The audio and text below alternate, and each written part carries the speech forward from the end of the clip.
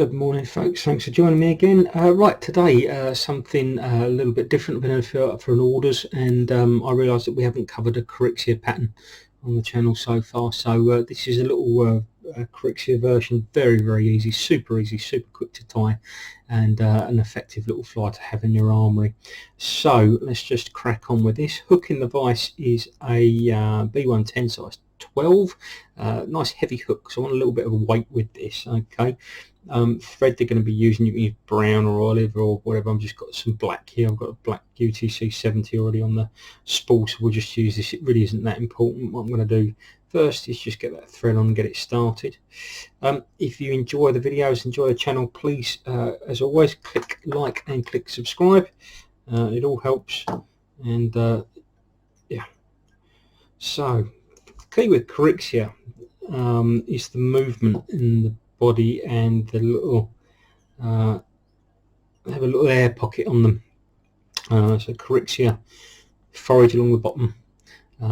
They're very small insects, some absolutely tiny pinhead, typically at Chigborough. When we get into the middle of the summer, they're pinhead size. They really are tiny, but the fish do pick them out, and these Corixa forage around on the bottom. They're eating the algae, the detritus, the muck, often in very shallow water. And being an aquatic insect, they're still air breathing, and they need to come up to the surface to get a gulp of air. And they flitter up to the surface and back down again. This up and down movement that the trout home in on, and when they hit the surface they get this covering of air around them, and it gives this lovely silver effect, this silvery reflective effect of the actual air bubble that's trapped around them. And that's what we imitate with the fly tying. So first thing I'm going to do is going to put a bit of body material in here, and all we're going to use for that is just a normal bit of natural pheasant tail. And I'm going to take out a pinch of about 4 or 5. Just cut that out there like that. So I've got, that's just going to be your back. All right, it's going to be the shell, the covering the case, and I'm going to trap that in and wind it all the way down the body. Lovely. And turn that right down just at the start of the curve of the hook there. Okay, nice. The body itself on this particular one is going to be made out of mylar, this stuff in silver. Okay, so we're just going to take a bit of that and catch that in. And this is going to make out, it's going to represent that nice little silver air bubble that they get trapped inside them. So just trap that in there at the back, and then wind your thread back up again, and we're starting to form a slightly tapered body up here. Okay, we're going to start build a taper up towards the head here a little bit. Just doesn't have to be big. You can put extra weight on these flies if you like to. With the heavier hook, I haven't really found the need for that as yet. But again, it's completely up to you. These will hop down through the water nice and quickly anyhow. Good on a washing line setup. A couple of these and a booby or something on the point near the weed beds. I mean, I still personally think that the best Corixa imitation is a hare's ear CDC merger. That's my favourite. I always guess my go-to if they're on Corixa. I'll just use a small dry and plop it in the water. I think that's great, but it's nice to have a few actual imitations in the box. So now I've made a little taper there, and all I'm going to do is bring up and close wraps. I'm just going to bring this mylar up round, forming a body.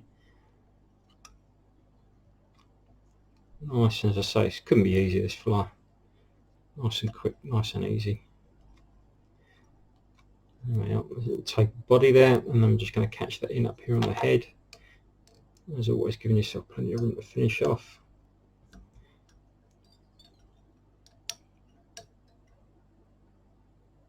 It's lovely. And then we're going to trim that off, trim the waist off, and then you're going to bring your body up over the top, the shell cover, the back, and just try and get those feathers so they lay in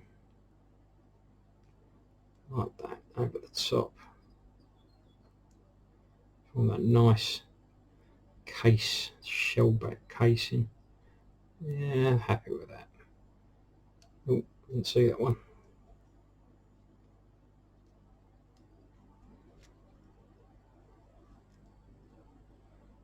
There we go.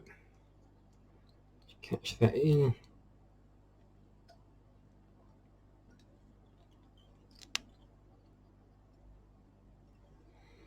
Lovely. So it's on there. Nice, form that back, that casing up there. Trim the excess off, and then we're going to put in a couple of legs. Now, pheasant tail you can use for the legs, but something just to give it a little bit more attraction is a little bit of flexi floss. Alright, and this is orange flexi floss. It's actually quite light orange. I know the camera's making it look quite dark, but it's actually quite light orange. What I'm going to do is just take a little piece of that. It's lovely for movement, this stuff, you see. And we're going to lay that on the hook.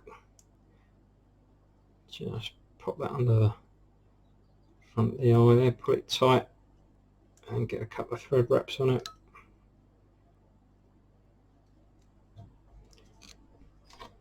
That's lovely.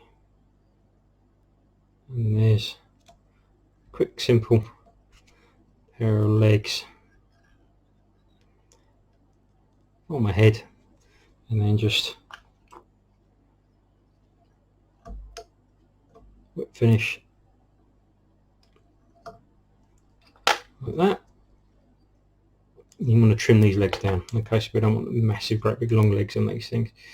So just get them into the position where you're happy with them, and then trim them down about the length of the actual body itself.